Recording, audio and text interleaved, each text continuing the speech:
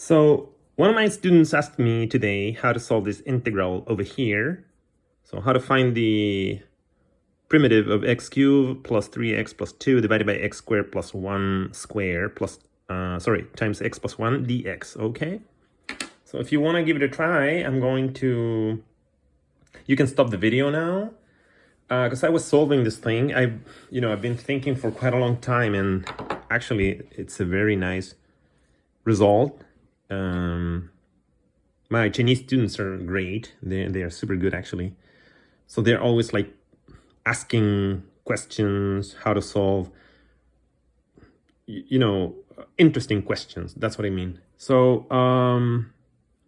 so what you have to do here, I don't know if there's this, an easier way to solve it, but actually what I did was I split this thing. So x cubed plus 3x plus 2 divided by x squared plus 1 squared x plus 1.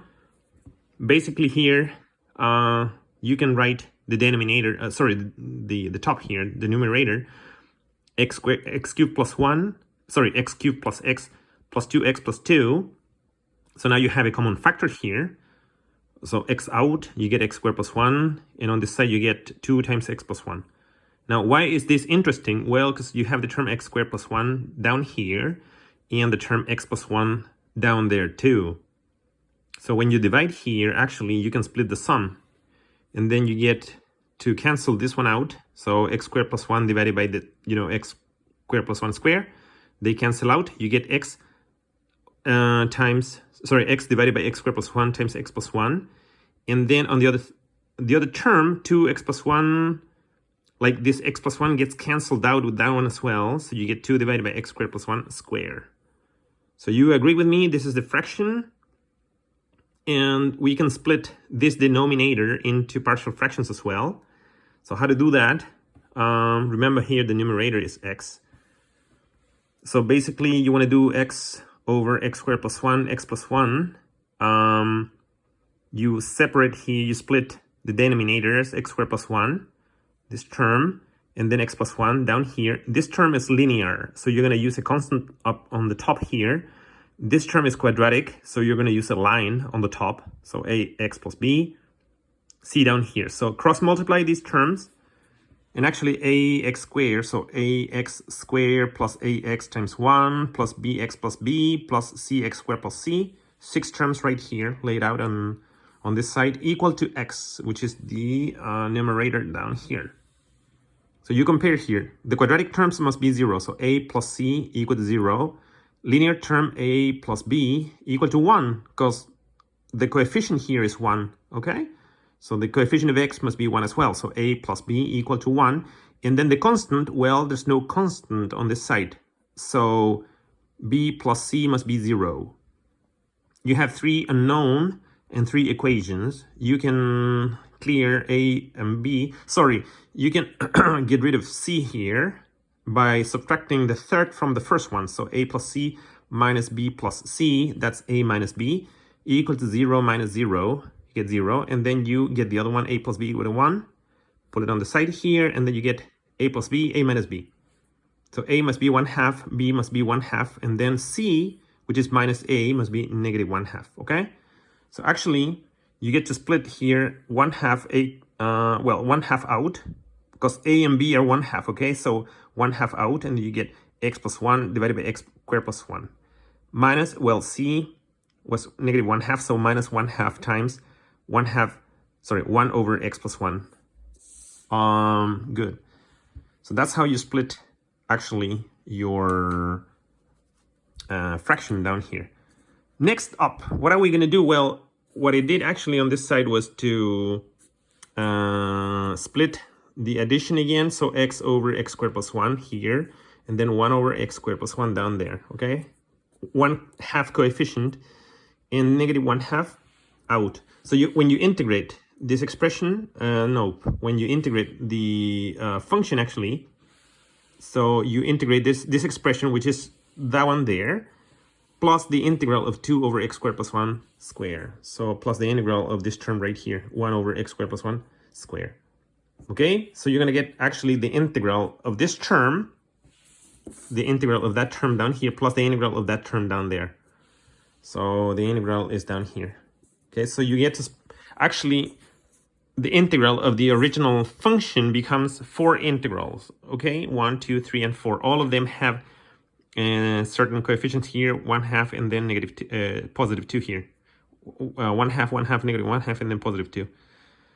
Right, so that one's easy because actually when you multiply, well, what you have to do here is to multiply by 2 and then divide by 2. So now this is the log of x squared plus 1, right? So you get 1/4 of log of x squared plus 1. And the other one right here, this is 1/2 of arc10, 1/2 arc10 of x. That one is negative 1/2 times the log of x plus 1 in absolute value, because x might be negative, so you get here a negative number. I mean, x plus 1 might be negative. And then what about this expression down here? Well, this is the real problem, actually. How to tackle this integral over here. So what are we going to do? So let's focus, plus your constant down here. Don't forget the constant, because if you miss the c here, it's wrong, okay? So 2, and then actually, you know that x squared, sorry, tangent squared plus 1 is equal to secant squared, right? You know that from, I don't know, high school or whatever. Tangent squared plus 1 equals secant squared. So x equals tangent. That's your transformation, because you want to get rid of the plus 1 here, okay? So you want to merge this into a single expression. So x squared plus 1 is tangent squared plus 1. Tangent squared plus 1 is secant squared, so you get here secant squared squared, which is secant power 4. Top, you get dx. What's the derivative of the tangent? Secant squared. So your dx is secant squared d theta. So you get here secant squared divided by secant 4. That's exactly 1 over secant squared. But secant is 1 over cosine, right? So 1 over cosine squared is the same as cosine squared. So you get 2 times here, 2 times the integral of cosine squared of theta, and then your d theta down here, okay? D theta. All right. How do you solve that one? Well, remember that the cos square is 1 plus cosine of 2 theta divided by 2. Is that right? Yeah, it's right. Yeah, because cosine of 2 theta is 2 cos square minus 1. Yeah. So integrating this thing is rather easy. So you get 1/2 here, d theta, plus 1/2 times cosine of 2 theta d theta. That one. So the cosine of 2 theta primitive is sine of 2 theta divided by 2. All right, but the sine of 2 theta is 2 times the sine of theta cosine of theta. So you get 2 cos sine divided by 2. You get cos of theta sine of theta. So actually, this expression is 1/2 cos theta sine theta. All right. Now, how do we get rid of the theta down here? Well, remember that as per the transformation, x is equal to tangent. So if this is your theta, that's your 90-degree angle down there, then the tangent of theta, which is x, is equal to a over b. Then the cosine of theta is b over, by Pythagoras, the square root of a squared plus b squared, right? And the sine is a over a squared plus b squared. So this is b divided by a squared. What's a squared? A squared is x squared times b squared. So you replace a by xb. So you get b over b squared, x squared plus b squared. So b out, cancel out, and you get 1 over x squared plus 1, actually, okay? There, oops, plus 1 down there. In the sine is the opposite over the hypotenuse here. So a over the square root of a squared plus b squared. And then b is a over x. So a over x squared. Take a out, you get actually x over the square root of x squared plus 1.